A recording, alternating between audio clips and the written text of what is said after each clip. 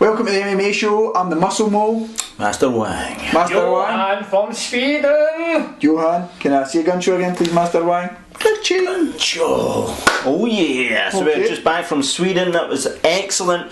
Great show. It's UFC 145. This is a fight that's been brewing for some time. Jon Jones versus Rashad Evans. Master Wang, tell me exactly what's going to happen. I think this is one of the fights where you really are polarised. You either like Jon Jones or like Rashad Evans, and there's such an actual heat and friction between them that you are on one side of the fence for whatever reason, and I am on the side of Evans. I used to always cheer against Evans. I'm trying to get away from going with personalities and everything, but recently I haven't seen him doing his impressions, doing other shit. I actually quite like him now.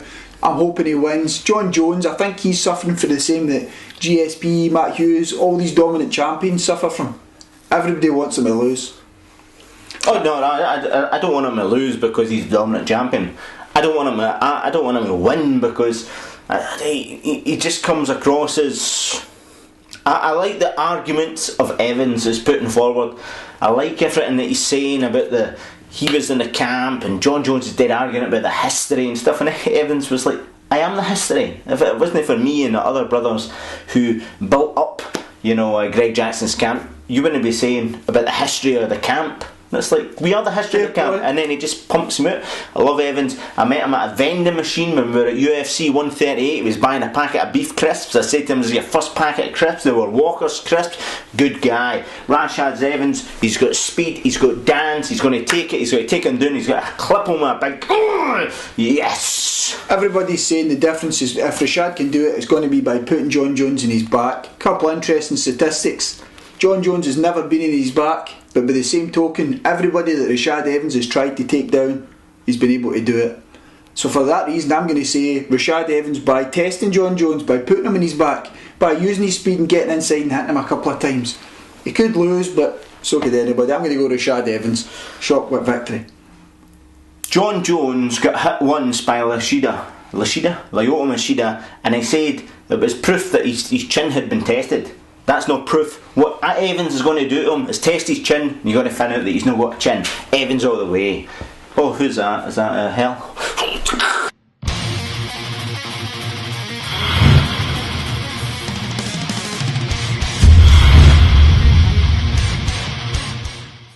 Okay, next fight in the card, Rory McDonald versus Che Mills. British guy, good on him. Canada versus England. I like it. I think Che Mills, obviously, he done fantastic at UFC 138, destroying. Woo! His former cage race champion, went to Birmingham, knocked out Chris. Woo! Woo! Best coat. Okay, but I think this is a step too far for him. Rory McDonald is This guy's a beast. He does have a lot of acne in his back as well. I think he's on the juice. Trains at the TriStar gym with GSP. He took Carlos Condit, who's the new welterweight champion. He put a proper beating in him. I think he gave up mentally in that fight, but I think he is good enough to possibly be a champion one day. He's beat Mike Pyle, Nate Diaz. I think he's going to destroy Che Mills. You don't have to sell it to me. I think this is a perfect test for Che Mills. Che Mills is going to find out if he can swim with the big boys, and it is. He really is. He's young. Both of them are young, but Rory McDonald is really young, really talented, and he is the future. This is his biggest fight. Welterweight. And his biggest previous fights when he lost an elimination to Tough 9. That was his biggest fight before the chalk to get tapped out by a heel hook. I think that was, who was that done that time? James Wilkes, remember he had gone on to win it right enough. But for that reason I'm going to go Rory McDonald. Rory McDonald as well. Wee word from our sponsors. Hey man, where did you get that great t-shirt? Why, www.countrymansfist.com. Get yours there.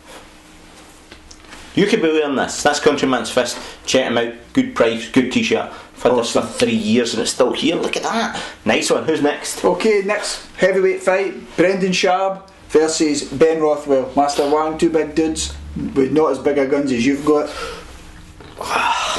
Who's going to be victorious? Ben Rothwell is looking in fine shape.